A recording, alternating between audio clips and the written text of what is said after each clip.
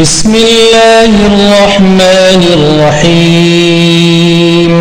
পরম করুণাময় অসীম দয়ালু আল্লাহর নামে শুরু করছি। আসসালামু আলাইকুম ওয়া রাহমাতুল্লাহি ওয়া বারাকাতুহু। ইন্নাল হামদালিল্লাহ নাহমাদুহু ওয়া নাস্তাঈনুহু ওয়া নাস্তাগফিরুহু ওয়া নাউযু বিল্লাহি মিন শুরুরি আনফুসিনা ওয়া মিন সাইয়্যাতি আমালিনা। মান ইয়াহদিহিল্লাহু ফালা মুদিল্লা লাহু ওয়া মান ইউদ্লিলহু ফালা হাদিয়া লাহু। ওয়া আশহাদু আল্লা ইলাহা ইল্লাল্লাহু ওয়াহদাহু লা শারীকা লাহু ওয়া আশহাদু আন্না মুহাম্মাদান আবদুহু ওয়া রাসূলুহু সাল্লাল্লাহু তাআলা আলাইহি ওয়া আলা আলিহি ওয়া সাহবিহি ওয়া সাল্লামা তাসলিমান কাসীরা। ইয়া আইয়ুহাল্লাযীনা আমানুত্তাকুল্লাহা হাক্কা তুকাতিহি ওয়া লা তামুতুন্না ইল্লা ওয়া আনতুম মুসলিমুন। ইয়া আইয়ুহান নাসুত্তাকু রাব্বাকুমুল্লাযী খালাকাকুম মিন নাফসিন ওয়াহিদাহ ওয়া খালাকা মিনহা যাওজাহা ওয়া বাসসা মিনহুমা রিজালান কাসীরান ওয়া নিসাআ ওয়াত্তাকুল্লাহাল্লাযী তাসাআলুনা বিহি ওয়াল আরহাম ইন্নাল্লাহা কানা আলাইকুম রাকীবা। ইয়া আইয়ুহাল্লাযীনা আমানুত্তাকুল্লাহা ওয়া কুলু কাওলান সাদীদা ইউসলিহ লাকুম আ'মালাকুম ওয়া ইয়াগফির লাকুম যুনুবাকুম ওয়া মান ইউতি'িল্লাহা ওয়া রাসূলাহু ফাকাদ ফাযা ফাওজান 'আযীমা। আম্মা বা'দ, فإن خير الحديث كتاب الله وخير الهدي هدي محمد صلى الله عليه وسلم وشر الأمور محدثاتها وكل محدثة بدعة وكل بدعة ضلالة وكل ضلالة في النار. أعوذ بالله من الشيطان الرجيم. أولئك الذين هدى الله فبهداه مقتده. আল্লাহ পাক রব্বুল আলামিন সমস্ত প্রশংসা সালাত এবং সালাম নাযিল হোক প্রিয় রাসূল সাল্লাল্লাহু আলাইহি সাল্লামের উপর। আল্লাহ পাক রব্বুল আলামিন মানব জাতির হেদায়েতের জন্য আম্বিয়া এবং রসুলগণকে পাঠিয়েছেন। প্রত্যেক যুগে নবী রসুলগণ যারা এসেছেন আল্লাহর পক্ষ থেকে মানব জাতির হেদায়েতের জন্য, মানব জাতির কল্যাণ কামনার জন্য, তারা জাতির জন্য, নিজ নিজ সম্প্রদায়ের জন্য, মানুষের জন্য, ছেলে মেয়ে হোক, নিজের পরিবারের সদস্য হোক, অথবা এলাকাবাসী হোক, অথবা যে কোনো মানুষ হোক, প্রত্যেকের জন্য তারা অত্যন্ত হিতাকাঙ্ক্ষী, দরদি এবং বড়ই দয়ার নজর রাখতেন। কোরআনে কারীম এই বিষয়টিকে স্পষ্ট করেছে। প্রত্যেক নবী রসুল নিজ জাতির হেদায়েতের জন্য পেরেশান হয়ে যেতেন। এমনকি শেষ রাসূল সাল্লাল্লাহু আলাইহি সাল্লাম সম্পর্কে, যিনি রাহমাতুল আলামিন, আল্লাহ পাক রব্বুল আলামিন বারবার করে তাকে সান্ত্বনা দিয়েছেন এবং বলেছেন যে তোমার জাতি যদি ভুল পথেই থাকে, পথভ্রষ্ট থাকে, হিদায়াত না হয়, তাই কি তুমি নিজেকে ধ্বংস করে ফেলবে? তুমি কি তাদের উপর আক্ষেপ করে নিজেকে সর্বনাশ করবে? লাআল্লাকা বাখিউন নাফসাক ইন লাম ইউমিনু বিহাযাল হাদিসে আসাফা লাআল্লাকা বাখিউন নাফসাকা আল্লা ইয়াকুনু মুমিনিন। হে নবী, মনে হচ্ছে যে তুমি নিজেকে ধ্বংস করে ফেলবে যদি তারা মুমিন মুসলিম না হয়, তারা যদি এই কিতাবের প্রতি, এই হাদিস, এই বাণীর প্রতি ঈমান না নিয়ে আসে। আল্লাহ পাক রব্বুল আলামিন আম্বিয়া রসুলগণকে অত্যন্ত দয়া, স্নেহ দান করেছেন জাতির ক্ষেত্রে। অত্যন্ত তারা হিতাকাঙ্ক্ষী ছিলেন, দরদি ছিলেন, মানুষের ব্যথায় ব্যথিত হতেন। এই জন্য আল্লাহ পাক রব্বুল আলামিন তাদেরকে আদর্শ হিসাবে, নমুনা হিসাবে ঘোষণা করেছেন। আল্লাহ পাক সূরা আনআমের আয়াত একটা গোটা রুকুতে 18 জন নবীর কথা উল্লেখ করেছেন। গোটা কোরআনে কারীমে 25 জন নবীর কথা রয়েছে, তার মধ্যে 18 জনের কথা এই সূরা আনআমের একটা রুকুর কয়েকটা আয়াতই রয়েছে। এই আম্বিয়া রসুলগণের কথা আল্লাহ পাক উল্লেখ করার পরে বলছেন উলাইকাল্লাযীনা হাদাল্লাহ। এইসব নবী রসুলরাই তো তারা যাদেরকে আল্লাহ পাক সঠিক পথে রেখেছেন, যাদেরকে আল্লাহ পাক হিদায়াত দান করেছেন। হাদাল্লাহ, আল্লাহ পাক সার্টিফিকেট দিচ্ছেন যে নবী রসুলগণ সঠিক পথ প্রাপ্ত ছিলেন, হিদায়াতের ওপর ছিলেন, আল্লাহ পাকের গাইডের ওপর ছিলেন। তারা কখনো তারা আল্লাহ পাকের পথ থেকে অপসৃত হননি, তাদের পদস্খলন ঘটেনি। ফাবে হুদাহ মুক্তাদিহ। সুতরাং হে মানব জাতি, তোমরা তাদের হেদায়াতের ইক্তিদা করো, তাদের পথের তোমরা অনুসরণ করো। আল্লাহ পাক রব্বুল আলামিন প্রত্যেক মানুষকে এই শিক্ষা দিচ্ছেন যে তোমরা নবী রসুলগণদেরকে মেনে চলো, তাদেরকে ফলো করো। ফাবে হুদাহ মুক্তাদিহ। আদম আলাইহিস সালামের পরে যেই রাসূলের নাম আসে তিনি হচ্ছেন নূহ আলাইহিস সালাম। নূহ আলাইহিস সালামের আদর্শই চিন্তা করুন।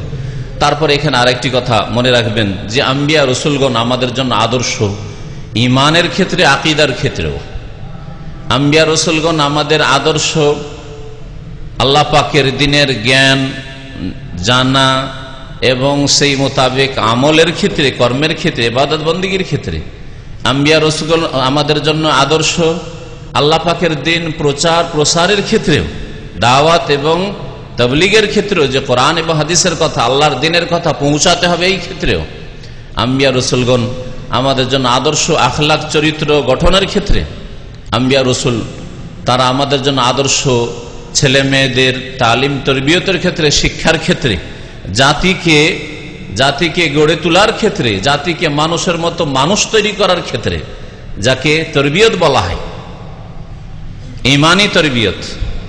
এই ঈমানি তরবিয়তের বিষয়টি আজকে বিশেষ করে উল্লেখ করা হয়েছে যে আম্বিয়া রসুলগণের আদর্শ কেমন ছিল আর আপনাকে কেমন হওয়া উচিত আপনার ছেলে মেয়েদের লালন পালনের ক্ষেত্রে, আপনার আপনজন যারা আত্মীয় স্বজন তাদের তরবিয়তের ক্ষেত্রে, তাদেরকে ঈমানি শিক্ষা আদর্শ দেওয়ার ক্ষেত্রে, আপনার জাতি, আপনার আশেপাশে যারা আছে, আপনার জাতি হচ্ছে মুসলিম জাতি, আপনার আশেপাশে যারা রয়েছে তাদেরকে কেমন মুসলিম তৈরি করার আপনি চেষ্টা করবেন, তাদের জন্য আপনি আদর্শ হবেন।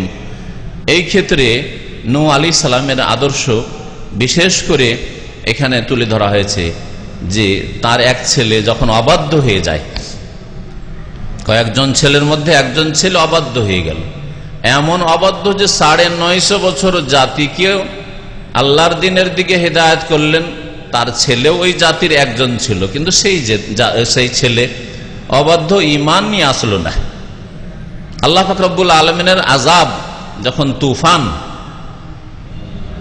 এমন এক মহাবন্যা যা পৃথিবীতে কখনো এভাবে আসেনি, কোনো কিছুই শুকনো থাকবে না, আল্লাহ পাক সবকিছুকে ডুবিয়ে দেবেন, এই রকমের আল্লাহ পাকের পক্ষ থেকে যখন জানিয়ে দেওয়া হইল ওহীর মাধ্যমে নূহ আলাইহিস সালামকে, নূহ আলাইহিস সালাম তারপরে অবাধ্য, কাফের, মাপের অবাধ্য, আল্লাহ পাকের অবাধ্য, আল্লাহর দিনের নাফরমান, এ কথা চিন্তা করলেন না যাচ্ছে যাক, বরং শেষ পর্যন্ত যত দূর তার চেষ্টা করার, দোয়ার ক্ষেত্রে আল্লাহর কাছে দোয়া করা, যে আল্লাহ রব্বে ইন্না ইবনি, আল্লাহ আমার ছেলে ডুবে ধ্বংস হয়ে যাবে, কাফের হয়ে মরে যাবে, আল্লাহর কাছে দোয়া করছেন। তাহলে একজন মুসলিমের ছেলে মেয়েদের তরবিয়তের ক্ষেত্রে, জাতিকে মুসলিম সত্যিকার অর্থে বানাবার ক্ষেত্রে প্রথম দোয়া করতে হবে আল্লাহ পাকের কাছে, আল্লাহ জাতিকে হিদায়াত করো, আমার ছেলে মেয়েদেরকে হিদায়াতের উপরে রাখো, আমার আপনজন আত্মীয় স্বজনদেরকে, বংশের লোকদেরকে, গোত্রের মানুষদেরকে হিদায়াতের উপরে রাখো। দোয়ার একটি মেহনত লাগবে, যে দোয়া থেকে আজকে আমরা গাফিল হয়ে রয়েছি। দোয়া করলে ওই 2-4টি দোয়া, ওই পেট পর্যন্ত চিন্তা, আমাদের কাজকর্ম যতদূর পর্যন্ত দুনিয়ায় নগদ নগদ যা হাসিল হয় ততদূর পর্যন্ত আমাদের কথাবার্তা হয়তো দোয়া সীমিত না। জাতির হেদায়েতের ক্ষেত্রে, ছেলে মেয়েদের হেদায়েতের ক্ষেত্রে, ছেলে মেয়েদের সৎ করে গড়ে তোলার ক্ষেত্রে আল্লাহ পাকের কাছে প্রথম দোয়া করতে হবে। দোয়া করেছেন তিনি আল্লাহ পাকের কাছে যে আল্লাহ আমার ছেলে কাফের হয়ে মারা যাবে, ডুবে ধ্বংস হবে, আল্লাহ পাক ওয়াইন্না ওয়াদাকাল হক, আল্লাহ তোমার ওয়াদা তো সত্য যে তুমি নবী রাসূলগণকে অপদস্থ লাঞ্ছিত করো না, সুতরাং আমার ছেলে কাফের হয়ে মারা যাবে, এটা কেমন কথা হইলো, আমার জন্য তো এটা লাঞ্ছনা। একদিকে দুয়ার মেহনত, আরেকদিকে ছেলেকে শেষ পর্যন্ত যখন তুফান শুরু হয়ে গেছে সেই সময়ও তিনি উপদেশ ছাড়ছেন না যে যা বলে লাভ নেই। যেমন আজকালকার মানুষরা, রুমের সাথী সঙ্গীরা রয়েছে, পাড়া প্রতিবেশী আছে, আত্মীয় স্বজন আছে, ভাই বোনেরা আছে, 2-4 বার হয়তো নামাজের কথা বলেছেন, 2-4 বার হয়তো শিরক বিদাত করে তাদেরকে তৌহিদ সুন্নতের কথা বলেছেন, 2-4 বার হয়তো চরিত্রহীন তাদেরকে ভালো চরিত্রের কথা, ভালো আখলাক আমলের কথা বলেছেন। 2-4 বার বললে সেটাকে আপনি 50-100 বার করে দেন। হ্যাঁ, হাজারো বার বলেছি, আরে কতবার যে বলেছি গণে শেষ করা যাবে না, অথচ 2-3 বারই হয়তো বলেছেন। আর তারপরে বলেন যে আর এদেরকে বলে লাভ নেই। আপনি গায়েব জানলেন বা কি করে যে এদেরকে আর বলে লাভ নেই, এদেরকে নামাজের কথা বলে লাভ নেই, এদেরকে দিনের কথা বলে লাভ নেই, এদেরকে ইসলামের কথা বলে লাভ নেই, ছেড়ে দাও, এদেরকে ছেড়ে দাও, যাক জাহান্নামে যাক। এই ধরনের কথা আমাদের যারা নামাজি মানুষ তাদের মুখ থেকেও শোনা যায়। সেটা আম্বিয়া রসুলগণের আদর্শ নাই। নবী নূহ আলাইহিস সালাম এই অবাধ্য ছেলে ধ্বংস হতে যাচ্ছে, তখন ছেলেকে ডাকছেন। আর ডাকার তরিকাটাও একটু চিন্তা করেন। আপনি ছেলেকে তরবিয়ত করছেন, কিন্তু আপনি ছেলেকে এমন ভাবে বলছেন, এক তো অবাধ্য ছেলেও তো আপনার শ্রদ্ধাই করে না, নাফরমান, আল্লাহ পাকের অবাধ্য, আপনার অবাধ্য তো আপনাকে শ্রদ্ধা ইহতিরামি করেন না। তারপরে যদি আপনার ভাষাটা কর্কশ হয়, ভাষাটা যদি আপনার নরম না হয়, ভাবছেন আমি বাপ, আমি বড় ভাই, সুতরাং ছোটদেরকে আমি চাপ সৃষ্টি করে বলবো, এইভাবে কাজ হবে না। আর এটা আম্বিয়া রসুলগণের আদর্শ নাই। ওই কাফের ছেলেকে এত সুন্দর করে সম্বোধন করার প্রয়োজন কি যদি আল্লাহর দিন সেটা না হবে? তাহলে এটা হচ্ছে আল্লাহ পাকের দিন, তরবিয়তের ক্ষেত্রে, মানুষকে সত্যিকার অর্থে মানুষ তৈরি করার ক্ষেত্রে। ইয়া বোনাইয়া, নূহ আলাইহিস সালাম বলছেন, হে প্রিয় বৎস, হে প্রিয় সন্তান, বোনাইয়া মানে প্রিয় সন্তান, ইয়া বোনাইয়া ইরকাব মানা, আসো আমাদের সাথে এই জলজাহাজে, পানি জাহাজে চড়ে নাও, সওয়ার হয়ে যাও। ওয়ালা তাকুম মাল কাফিরিন, দেখো তুমি কাফেরদের দলে শামিল হইও না, অবাধ্যদের দলে শামিল হইও না, আমাদের সাথে আসো। ইয়া বোনাইয়া, হে সন্তান, এই কথা বলেননি হে নাফরমান ছেলে, হে বদমাশ ছেলে, বেয়াদব। যেমন আজকালকার অনেকের এইরকম স্বভাব, যদি ছেলে বেয়াদবি করে, তুই কতদিন বেয়াদব থাকবি, বেয়াদব কোথাকার, নাই। এটা ইসলামী তরবিয়তের তরিকা নাই। ইয়া বুনাইয়া ইরকাব মা'না ওয়ালা তাকুম মা'আল কাফিরিন। ছেলে জবাব দিচ্ছে, সাআবি ইলা জাবাল, সামনে তো পাহাড় আছে, হ্যাঁ বন্যা আসলে কি হবে, আর তুফান আসলে কি হবে, সাআবি ইলা জাবাল, পাহাড়ের উপর চড়ে নেব, ইয়াসিমুনি মিনাল মা, পানি থেকে বেঁচে যাব, এই পাহাড় পর্বত আমাকে পানি থেকে বাঁচিয়ে নেবে। তারপরেও এইসব বাপকে এরকম উত্তর দিচ্ছে ছেলে, বেয়াদব ছেলে। তারপরে কথা বলছেন বেয়াদব, বেহুশ, এইসব কথা বলছেন না, বলছেন লা আসিমা আল ইয়াওমা মিন আমরিল্লাহ ইল্লা মান রাহিম, আল্লাহ পাকের আযাবের যে আদেশ আজকে হয়েছে তাতে থেকে কোন শক্তি বাঁচাতে পারবে না, ইল্লা মান রাহিম, তবে আল্লাহ পাক যার উপর রহম করবেন, দয়া করবেন, সেই বাঁচতে পারে। সুতরাং আল্লাহর দয়া থেকে তুমি পালিয়ে যেও না, আল্লাহর রহমতের আওতাতে আসো, আল্লাহর রহমত এই জলজাহাজে আছে, সুতরাং আমার সাথে আসো, চড়ো। আল্লাহ পাক রব্বুল আলামিনের কাছে দোয়া করা শুরু, আল্লাহ পাক বলছেন যে না, এর নসিবে ঈমান নেই, কারণ ঈমানের তৌফিক আল্লাহ পাক তাকেই দিবেন, আল্লাহর দিন থেকে উপকৃত সেই হবে যার অন্তরে ভালো চাহিদা থাকবে, আর যার অন্তর বাঁকা তাকে আল্লাহ পাক রব্বুল আলামিন তৌফিক দেবেন না। তবে প্রত্যেককে আল্লাহ পাক ভালো কথা গ্রহণের ক্ষমতাও দিয়েছেন আর স্বাধীনতাও দিয়েছেন, যেমন মন্দকে গ্রহণ করারও স্বাধীনতা রয়েছে আর ক্ষমতা রয়েছে। আল্লাহ পাক কাউকে বাধ্য করে পথভ্রষ্ট করেননি, আর কাউকে বাধ্য করে আল্লাহ পাক হিদায়াতও করেননি। যেটা আপনি অনুভব করছেন যে আপনি ভালো কাজ যদি করেন, আপনার মধ্যে মন্দ করারও ক্ষমতা রয়েছে। মানুষ যখন ভালো কাজের দিকে উৎসাহিত হয়, নিজেকে চালাবার চেষ্টা করে, আল্লাহ পাক তার অন্তর ভালো করে জানেন, সুতরাং ভালো কাজে চলার, ভালো পথে চলার তৌফিক দান করেন। আর যখন মন্দকে বেছে নেয়, তখন আল্লাহ পাক রব্বুল আলামিনের তৌফিক, সহযোগিতা, সাহায্য তার সাথে থাকে না।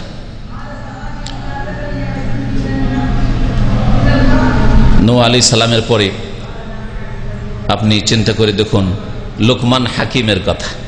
লোকমান হাকিম ছেলেকে উপদেশ দিচ্ছেন, কতবার করে এক একটি উপদেশ, ইয়া বুনাইয়া লা তুশরিক বিল্লাহ, হে প্রিয় বৎস, আল্লাহর সাথে শিরিক করিও না। ইয়া বুনাইয়া ইন্নাহা ইন তাকু মিসকাল হাববাতিন মিন খারদাল ফাতাকুন ফি সাখরা আও ফিস সামাওয়াতি আও ফিল আরদি ইয়াতি বিহাল্লাহ, হে প্রিয় সন্তান, মনে করিও না যে আল্লাহ কখনো ধরতে পারবে না, মনে করিও না যে আল্লাহ দেখতে পায় না, শুনতে পায় না, মনে করিও না যে আল্লাহ জানতে পারলো না। যেখানেই থাকো না কেন, এর নাম হচ্ছে আল্লাহ সম্পর্কে, এটা হচ্ছে ইসলামিক মোরাকাবা, আর এটা হচ্ছে সুফি বিদাতীদের মোরাকাবা। সুফি বিদাতীদের মোরাকাবা হিন্দু ধর্মের ধ্যান থেকে এসছে, তাদের ভাষায় মোরাকাবা, ওইটা হিন্দুরা ধ্যান বলে, ওটা ইসলামে নেই। মোরাকাবা করে চোখ বন্ধ করে, তারপরে কাশ হয়ে যায়, দুনিয়ার সবকিছু গায়েব দেখতে পায়, এই সব শিরকি কুফরি কথা, যা সুফিবাদ হিন্দুইজম থেকে নিয়ে এসছে।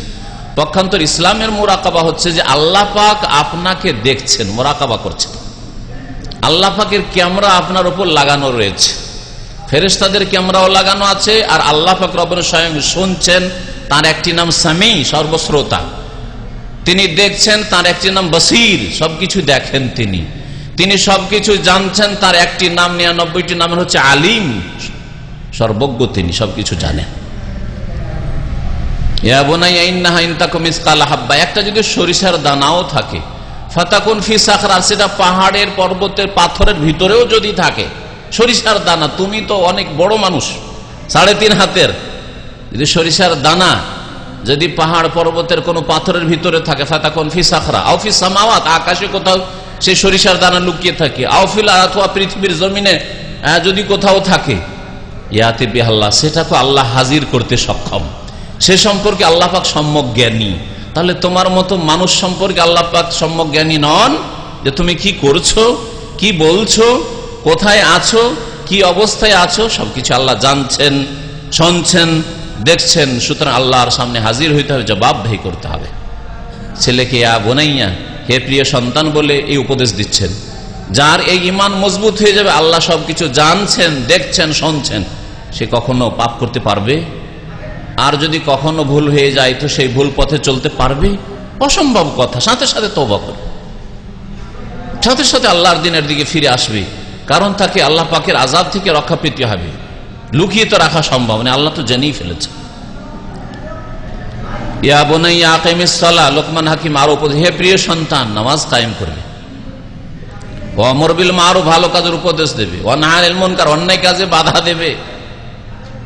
এইভাবে বেশ কিছু উপদেশ লোকমান হাকিম ছেলেকে দিয়েছেন, এবং ভঙ্গিমাটা কত সুন্দর। ইয়া বনে, হে প্রিয় সন্তান, যদি খারাপ ভাষায়, কর্কশ ভাষায়, যদি এমন ভাষায় যেই ভাষা নরম ভাষা নয়, যেই ভাষা মানুষের উপর তাসির, প্রতিক্রিয়া সৃষ্টি করে না, সেই ভাষা দিয়ে যদি বলা যায়, ভালো কথা বললেও সেই কথা কাজ করবে না। নবী মুহাম্মদ রাসূলুল্লাহ সাল্লাল্লাহু আলাইহি সাল্লামের দিকে ফিরে আসুন। তার চাচা আবু তালিব কাফের, সারা জীবন চলে গেল কুফরির ওপর, যদিও নবী করিম সাল্লাল্লাহু আলাইহি সাল্লামের সাথে সাহায্য সহযোগিতা করেছে, কিন্তু ঈমানের ক্ষেত্রে নবী করিম সাল্লাল্লাহু আলাইহি সাল্লামের বিরোধী থেকেছে। না বাপদাদার ধর্মেই থাকবো, আব্দুল মুত্তালিবের ধর্ম মানব, তোমার ধর্ম মানতে পারি না।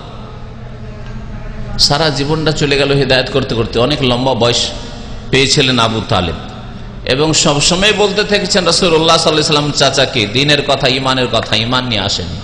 শেষ অবস্থায় মৃত্যু সজ্জায় রাসূলুল্লাহ সাল্লাল্লাহু আলাইহি ওয়াসাল্লাম এই কথা চিন্তা করছেন না, এই বুড়া চাচাকার বলে লাভটাই কি, সারা জীবনটা কত বললাম শুনলো না, আর এখন আর কি শুনবে, লাভ নেই, কথা চিন্তা করেননি আমাদের মতো। রাসূলুল্লাহ সাল্লাল্লাহু আলাইহি ওয়াসাল্লাম ছুটে যাচ্ছেন চাচার বাড়িতে, আর গিয়ে তার মাথার কাছে বসে যাচ্ছেন, আর বলছেন, ইয়া আম্মি কুল লা ইলাহা ইল্লাল্লাহ, হে চাচা, হে চাচা। কাফের, হে চাচা বলছেন, বলছেন না যে কি এত নাফরমানি করলেন সারা জীবন, কুফরিতে আপনার হাড় হাড্ডি একেবারে বুড়ো হয়ে গেল, একটু হুঁশ করলেন না, একটু চিন্তা করলেন না, এই ভাষা ব্যবহার করেননি। ইয়া আম্মে, হে চাচা, কুল লা ইলাহা ইল্লাল্লাহ, শুধু একটি কথা বলেন। বলেন আরবি ভাষা, মাতৃভাষা, তারা বুঝতো যে লা ইলাহা ইল্লাল্লাহ বললে কি হয়। আজকাল কার কবর মাজারে সেজদাকারীকে যদি বলে লা ইলাহা ইল্লাল্লাহ বল, বলছে তোমার চাইতে বেশি তো লা ইলাহা ইল্লাল্লাহ বলে। আর কথা সত্যি, মন্ত্রের মতো লা ইলাহা ইল্লাল্লাহ আমার আপনার চাইতে বেশি বলে, কিন্তু লা ইলাহা ইল্লাল্লাহ বিরোধী, সবচেয়ে বেশি বিরোধী কাজ করে। এত জাহেল মূর্খ আবু তালেব, আবু লাহাব ছিল না যে লা ইলাহা ইল্লাল্লাহ বুঝতো না। তাই তাকে যখন লা ইলাহা ইল্লাল্লাহ বলতে বলা হয়েছিল, তখন বলেছিল লা ইলাহা ইল্লাল্লাহ বলা মানে বাবা আব্দুল মুত্তালিব ধর্ম ত্যাগ করা, লা ইলাহা ইল্লাল্লাহ বলা মানে এই 360টা মূর্তিকে নিজের হাতে ভাঙা, আমাকে ভাঙতে হবে, তাহলে এটা হবে না। আর আজকালকার মুসলিম আমাদের দেশের বুঝে লা ইলাহা ইল্লাল্লাহ জিকিরও করো, আর মাজার যত পারো বাড়াও, আর যত পারো সাজাও, আর যত পারো ওরস লাগাও। ওরস লাগানো আর শিরক করাও ধর্ম, আর লা ইলাহা ইল্লাল্লাহ জিকির মন্ত্র পড়াও ধর্ম। দেখছেন কত অজ্ঞতা মুসলিম সমাজে। এদের চাইতে বেশি জ্ঞানী ছিল লা ইলাহা ইল্লাল্লাহ সম্পর্কে আরব মুশরিকরা, যাদের মাতৃভাষা আরবি ছিল। এই জন্য নবী করিম সাল্লাল্লাহু আলাইহি ওয়াসাল্লাম তাকে এত তফসিল করে বুঝাননি লা ইলাহা ইল্লাল্লাহ অর্থ যেমন করে আমি বুঝাচ্ছি বা আমরা বুঝাচ্ছি। শুধু বলেছিলেন যে আম্মে, হে চাচা, বলো লা ইলাহা ইল্লাল্লাহ, আল্লাহ ছাড়া কেউ সত্য মাবুদ নেই, আল্লাহ একমাত্র বারহাক সত্য মাবুদ, আর বাকি যেগুলি রয়েছে, যেগুলির পূজা লোকেরা করে থাকে, সেগুলি হচ্ছে বাতিল। এ হচ্ছে লা ইলাহা ইল্লাল্লাহ। লা ইলাহা ইল্লাল্লাহ মানতে হলে বাকিগুলোকে বাতিল ঘোষণা করতে হবে। দেবদেবীর পূজাকে বাতিল ঘোষণা করতে হবে, খ্রিস্টানদের তৃতীয়বাদকে বাতিল ঘোষণা করতে হবে, কবর মাজার পূজাকে বাতিল ঘোষণা করতে হবে। তাহলে লা ইলাহা ইল্লাল্লাহ পড়াটা সহি শুদ্ধ হবে, আল্লাহর কাছে মঞ্জুর হবে। ইয়া আম্মে হে চাচা বলো লা ইলাহা ইল্লাল্লাহ, আল্লাহ ছাড়া কেউ সত্য মাবুদ নেই। কালেমাতান, একটি কথা শুধু চাই, একটা ওয়ার্ড চাই, কালেমা। ওয়াহাজ্জু লাকা বিহা ইনদাল্লাহ, আল্লাহ পাকের কাছে এই কলমা দিয়ে আপনার জন্য আমি সেখানে বাক বিতণ্ডা করতে পারবো, আল্লাহর সামনে আমি হুজ্জত দলিল প্রুফ পেশ করতে পারবো যে আল্লাহ আমার চাচা লা ইলাহা ইল্লাল্লাহ তার মাতৃভাষায় বুঝেছে এবং বুঝার পরে সে স্বীকৃতি দান করেছে, কালেমার শাহাদাত দিয়েছে, সুতরাং একে আমি জান্নাতে নিয়ে যাব, এর জন্য সুপারিশ করব। আর যদি তুমি এই স্বীকৃতি না দাও, শাহাদাত না দাও, তাহলে আমার কাছে কোনো প্রমাণ প্রুফ নেই তোমার জন্য।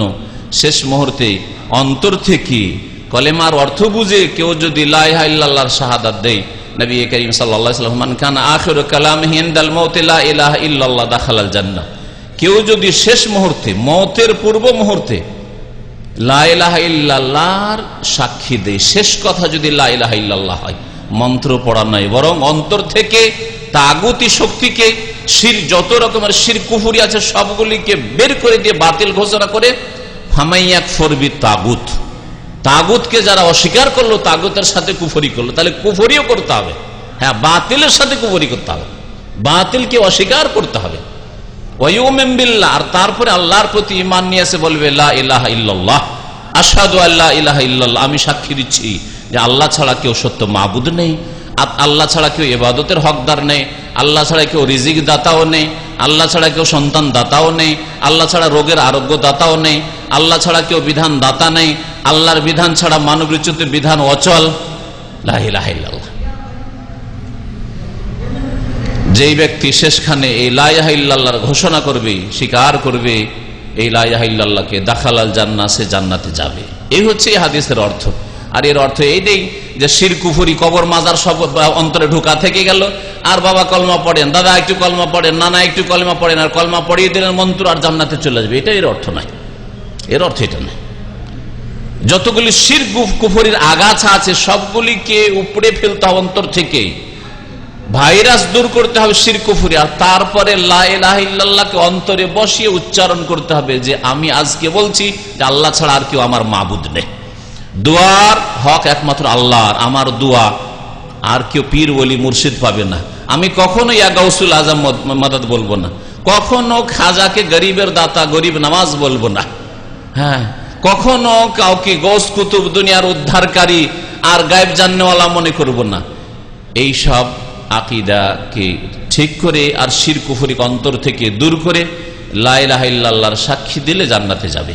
নবী করিম সাল্লাল্লাহু আলাইহি ওয়াসাল্লাম চাচার কাছে গিয়ে চেষ্টা করতে থাকলেন, কিন্তু চেষ্টায় কামিয়াব হতে পারলেন না। এই দিক থেকে যে সে হেদায়েত হলো না, কিন্তু নিজের চেষ্টার উপর যে আল্লাহ পাক চেষ্টা করতে বলেছেন মানুষকে হেদায়েতের জন্য, এতে তিনি কামিয়াব।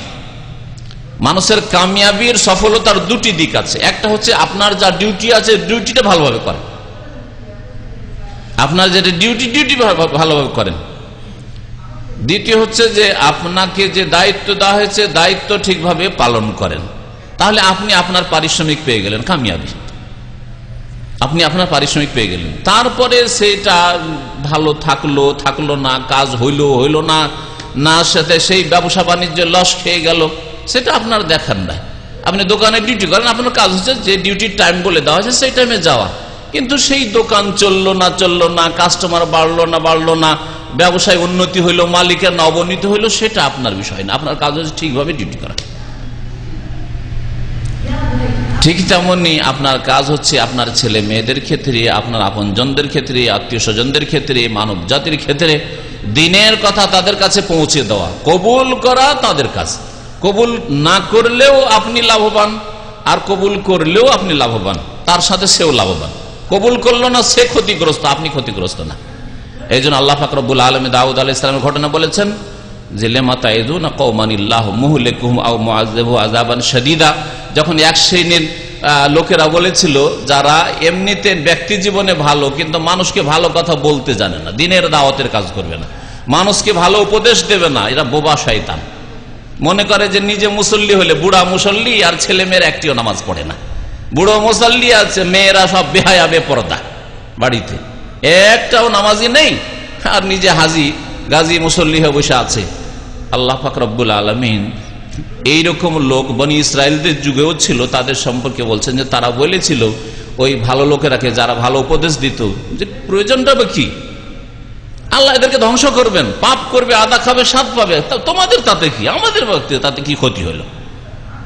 লেমা তাইজুনা কওমান, এদেরকে উপদেশ দিয়ে লাভটা কি? আল্লাহ মুহলিকুম, আল্লাহ হয় ধ্বংস করবে এদেরকে, আও মুআযযিবু আযাবান শাদীদা, অথবা আল্লাহ পাক তাদের কঠোর শাস্তি দিবেন, আদা খাবে, স্বাদ পাবে, আমাদের কি ক্ষয়ক্ষতি হলো?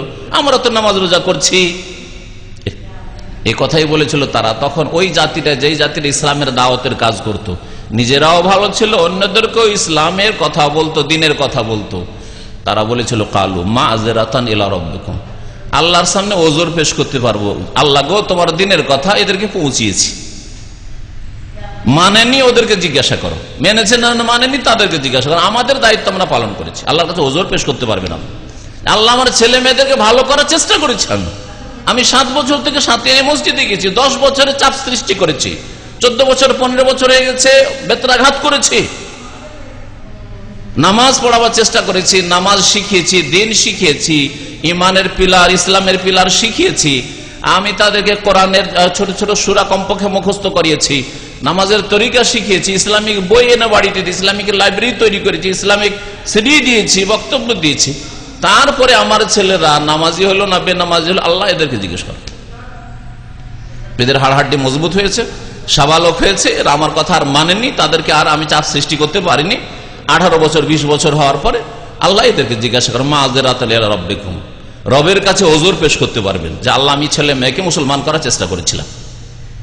ওয়ালাআল্লাহুম ইয়াত্তাকুন, আর হতে পারে যে তারা আল্লাহকে ভয় করবে, আল্লাহর আযাবকে ভয় করবে, সুতরাং তারা মুত্তাকি পরহেজগার হবে, আল্লাহ ভীরু হবে। তাহলে তাদেরও লাভ হলো, আমারও লাভ হলো।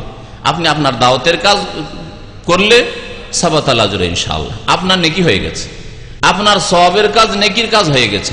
সুতরাং আর সবচেয়ে বেশি এই ক্ষেত্রে আপনার উপর হক রাখে, অধিকার রাখে আপনার ছেলে মেয়েরা, আপনার স্ত্রী, আপনার আত্মীয় স্বজন। আল্লাহ পাক নবী করিম সাল্লাল্লাহু আলাইহি ওয়াসাল্লাম বলেছেন কু আনফুসাকুম, নিজে থেকে শুরু করো, নিজের পরিবার, ওয়াহলিকুম, নিজের পরিবার থেকে শুরু করো। আল্লাহ পাক এখানে মুমিনদেরকে সম্বোধন করেছেন, নবীকে বিশেষ করে আল্লাহ বলছেন ওয়ানজির আশিরাতাকাল আকরাবিন, তোমার নিকট আত্মীয়দেরকে তুমি সতর্ক করো। তাহলে আত্মীয় স্বজন থেকে আল্লাহ পাক রব্বুল আলামিন শুরু করতে বলেছেন, এরা বেশি হকদার আপনার ক্ষেত্রে। এইরকমই পাড়া প্রতিবেশী বেশি হকদার। এখানে আপনারা অস্থায়ীভাবে আছেন, আপনার রুমমেট আছে, আপনার বিল্ডিং এ থাকে, আপনার আশেপাশে থাকে, আপনার কলিগ একসাথে চাকরি করে, একসাথে রাত দিন দেখা হয়, তারা বেশি হকদার আপনার ইসলামের কথা শোনার, দিনের কথা শোনার। সুতরাং তাদেরকে বারবার করে পৌঁছাবেন, আল্লাহর কাছে ওজর পেশ করতে পারবেন যে আল্লাহ, এরা বলতে পারবে না যে হক কথা, এদেরকে তাওহীদ সুন্নাতের কথা বলিনি, নামাজের কথা বলিনি, শিরক বিদআত সম্পর্কে সতর্ক করিনি, পাপের রাস্তা থেকে এদেরকে সাবধান করিনি, এই কথা বলতে পারবেন। আল্লাহ তোমার কাছে ওজর পেশ করতে পারবো, আমার ওজর আছে। আর এদের কাছে কোনো ওজর নেই, এরা জেনে ফেলেছে, জানিয়েছি এদের দিন শেখার ব্যবস্থা আছে ইসলামিক সেন্টারে, এদেরকে জানিয়েছিলাম কিন্তু এরা যায়নি। এদেরকে জিজ্ঞাসা করো দিন কেন শেখে। আর যদি মেনে নেই তাহলে যে বলল তারও ফায়দা হলো, আর যে মানলো তারও ফায়দা হলো। আল্লাহ পাক রব্বুল আলামিন যেন আমাদেরকে দ্বীনের দাওয়াত উত্তম পন্থায় দেওয়ার তৌফিক দান করেন। আল্লাহ পাক রব্বুল আলামিন আমাদের ছেলে মেয়েদেরকে আম্বিয়া রসুলগণের তরিকায় তরবিয়ত করার তৌফিক দান করেন। আল্লাহ পাক রব্বুল আলামিন তাদের আত্মার তরবিয়তের তৌফিক দান করেন, তাদের সার্বিক হক আদায় করার আল্লাহ পাক আমাদেরকে যেন তৌফিক দান করেন। আল্লাহ পাক আমাদের আপনজন যারা গুমরাহ পথভ্রষ্ট রয়েছে, মুসলিম উম্মাতের যেসব ভাই বোনেরা পথভ্রষ্ট গুমরাহ হয়ে রয়েছে, বিভ্রান্তের নীতিতে রয়েছে, আল্লাহ তুমি তাদেরকে হিদায়াত দান করো, তাদের গুমরাহি থেকে আল্লাহ তুমি উদ্ধার করো। আল্লাহ পাক রব্বুল আলমিনের কাছে দোয়া করি, রব্বুল আলমিন আল্লাহ তুমি আমাদেরকে নেক জীবনযাপনে তৌফিক দান করো। আমাদের মধ্য থেকে যারা মুমিন মুমিনাত বিদায় নিয়েছে, আল্লাহ তাদেরকে জান্নাতবাসী করো। আর যারা অসুস্থ রয়েছে, আল্লাহ তাদের অসুস্থতা দূর করো, তাদের বালা মুসিবত দূর করো। যারা কর্মহীন রয়েছে, বেকার রয়েছে, আল্লাহ পাক তাদের হালাল রিজিকের ব্যবস্থা করো। হালাল রিজিক আমাদের বরকত দান করো, হারামের পথ থেকে আমাদেরকে বাঁচিয়ে রাখো। সুবহান রাব্বিকা রাব্বিল ইজ্জাতি আম্মা ইয়াসিফুন ওয়া সালামুন আলাল মুরসালিন ওয়ালহামদুলিল্লাহি রাব্বিল আলামিন।